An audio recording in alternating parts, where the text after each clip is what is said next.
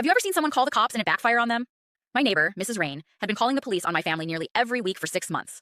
First, it was our loud barbecue at 7 p.m. on a Saturday. Then, our kids playing basketball in our own driveway. She even made a complaint when my wife was gardening in a tank top, claiming we were disturbing the peace with inappropriate attire. I'm a father of two living in a quiet suburb, and every knock on the door from uniformed officers made my kids hide upstairs. My 8-year-old daughter started having nightmares about the people coming to take daddy away. Mrs. Rain would watch from her window, arms crossed, smiling whenever squad cars pulled up. The officers were always professional, but I could tell they were getting tired of it, especially after the fourth false call in 2 months. Last Tuesday, she called them again, this time because our dog barked twice when the mailman arrived. When Officer Rodriguez came to my door, he looked exhausted. "Mr. Williams," he said, "I'm really sorry about this. We know these calls are baseless, but we're required to respond." That's when he told me something that stuck. She's called us 47 times this year on various neighbors. The department's reaching a breaking point, but we need clear evidence of malicious reporting. Evidence? That word hit me hard. The next day, I installed security cameras. Front yard, backyard, side entrance, all with audio. She didn't know about the side camera that could pick up her porch and our property line. Wednesday evening, my kids were drawing with sidewalk chalk in our driveway when I heard her make another call. The side camera picked up every word through her open window. Yes, I need police. My neighbors are letting their children vandalize public property with graffiti. It was sidewalk chalk on our own driveway. When Officer Rodriguez arrived, I met him at the door with my phone ready.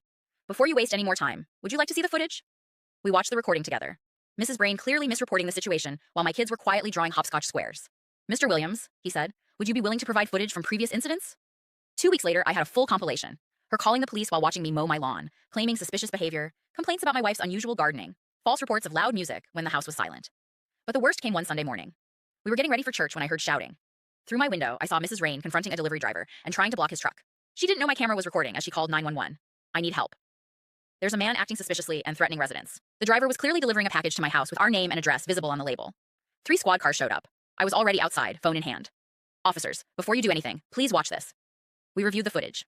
The delivery driver, a Navy veteran named Marcus, stood silently while Officer Rodriguez watched the entire video. He turned to Mrs. Rain and said, "Ma'am, you're under investigation for filing repeated false reports and harassment." She tried to protest, but he stopped her. "You have the right to remain silent." Mrs. Rain was charged with making false emergency calls, harassment, and discriminatory behavior. She received 18 months probation, was ordered to complete 200 hours of community service, and fined $5,000. She eventually sold her home to cover legal fees. But the craziest part, during the investigation, they discovered she'd been doing this for years. Not just to us, but to the previous family who lived in our house, the college students next door, and even the elderly couple across the street. She'd made over 200 false police reports in 3 years, costing the city thousands in wasted resources. The district attorney decided to make an example of her case. Local news picked up the story, and it went viral on neighborhood social media. Mrs. Rain became the poster child for malicious reporting in our county. Now my kids can finally play outside in peace and sleep without fear of flashing lights pulling into our driveway.